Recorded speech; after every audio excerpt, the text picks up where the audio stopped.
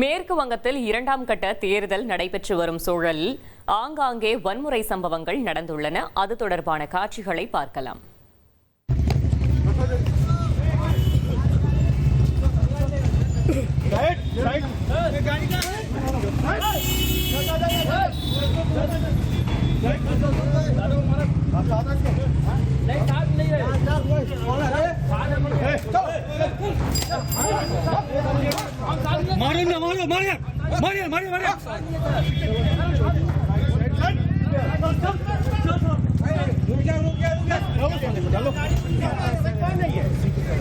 ये उधर डिस्टर्ब करे ऐसा लेट गया उधर जाके कौन एक मिनट बंद करो यार, बंद करो मोबाइल।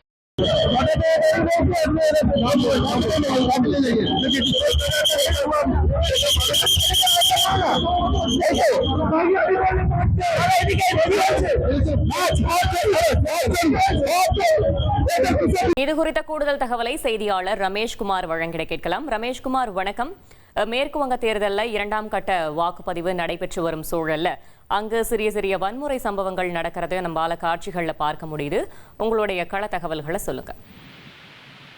மேற்கு வங்க சட்டப்பேரவைக்கு நீங்கள் குறிப்பிட்டது போல இரண்டாம் கட்டமாக வாக்குப்பதிவு நடைபெற்று வருகிறது.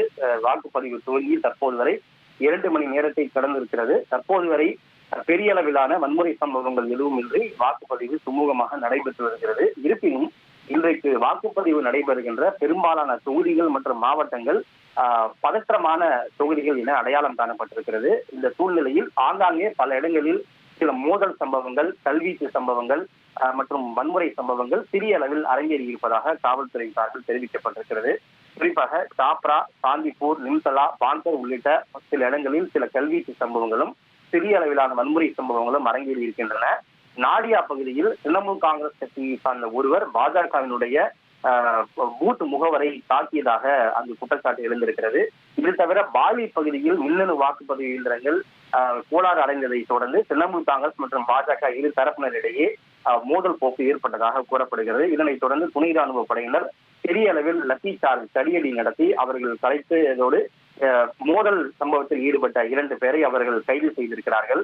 குறிப்பாக பாவனிபூர் என்பது மிக முக்கியமான ஒரு தொகுதியாக இருக்கிறது. இது மேற்கு வங்க முதல்வர் மமதா பானர்ஜி மற்றும் பாஜகவின் சார்பில் எதிர்க்கட்சி தலைவர் சுவேந்து அதிகாரி ஆகியோர் போட்டியிடக்கூடிய தொகுதியாக இருப்பதால் அங்கு ஏதேனும் வன்முறை சம்பவங்கள் நிகழலாம் என்கிற ஒரு அச்சம் இருக்கிறது. எனவே அந்த பகுதியில் தொடர்ச்சியாக துணை ராணுவ படையினர் சாலால் நடந்தும் வாகனத்தில் பேரணியாக சென்றும் தொடர்ச்சியாக அவர்கள் கொடி அணிவகுப்பை நடத்தி அங்கு கண்காணிப்பை தீவிரப்படுத்தி பாதுகாப்பையும் அங்கு தொடர்ந்து பலப்படுத்தி வருகின்றனர்.